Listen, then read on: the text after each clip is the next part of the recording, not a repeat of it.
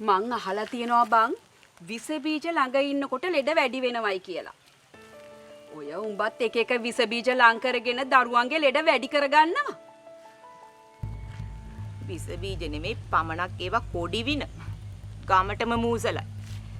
අපරාධය අර මුදලාලි මහත්තයා. මොකද්ද පට්ට බැලිතෝ කිව්වේ? ආ? කවුද යකෝ කොඩි විනේ? තෝ නෙමෙයි මුළු ගමටම ඉන්න කොඩි විනේ. ආ? දකින්න මිනිහව ගෙන්න ගන්නවා. තෝ වගේ පට්ට නෑ යකෝ. යකෝ මිනිස්සු පිට ගෑනුගේ රෙද්ද පල්ලරින් ගන්න ගෙදර ගෑණිගේ වරදකින් මිසක් පිට ගෑනුගේ වරදකින් නෙවෙයි යකෝ. නන්දනේ අක්කේ කටවහ ගනින්කෝ. අර දරුවත් බය වෙලා. නෑ නංගි දැන් මෙතන මන්ද පටන් ගත්තේ. මෙන්න මේකිනේ පටන් ගත්තේ හොන්තුව.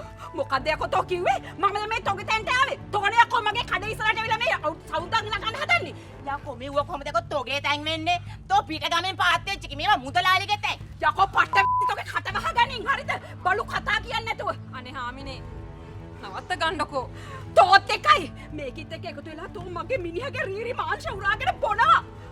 තොපි දෙන්නම එකයි. තොපි දෙන්න එකතු වෙලා මගේ මිනිහව නැත්තටම නැති කරන්න දානවා. ලැජ්ජ නැද්ද යකෝ දරුවා විසරට දාලා මගේ මිනිහව නැති කරන්න. වෙන ගාන කතා කියන්නේ පාක්කෙන්. මොකද මං කවද්ද මුදලාලගෙන් සල්ලි ඉල්ලගත්තා. අනේ මං දැන් හිතාගෙන තෝ දන්නේ නැහැ කියලාද මම දන්නවයි කියලා. මම දන්නවා රැට රාට තොපි දෙන්නගේම ගෙවල් වලට මගේ මිනිහ රින්ගනවයි කියලා. යකෝ තෝ වගේ ගොන් ගෑණියෙක් යකෝ තෝ මේ උඩ බලාගෙන කෙල ගහගන්නේ තොටමනේ. තෝ ඔය අපහාස කරන තෝගේ මිනිහට මේ වගේ ගොන් ගෑණි යමම් බයි යන්න මේ වගේ මේ මූසලියුගේ වතුර මිදක්වත් බොන්න නෙමෙයි. අනේ ඵලයන් පට්ටේ යන්න තොටක් දෙනවා වතුර. ආවා මෙතන වතුර ඉල්ලගෙන. අනේ පට්ට මොකද යකෝ තෝ මෙතන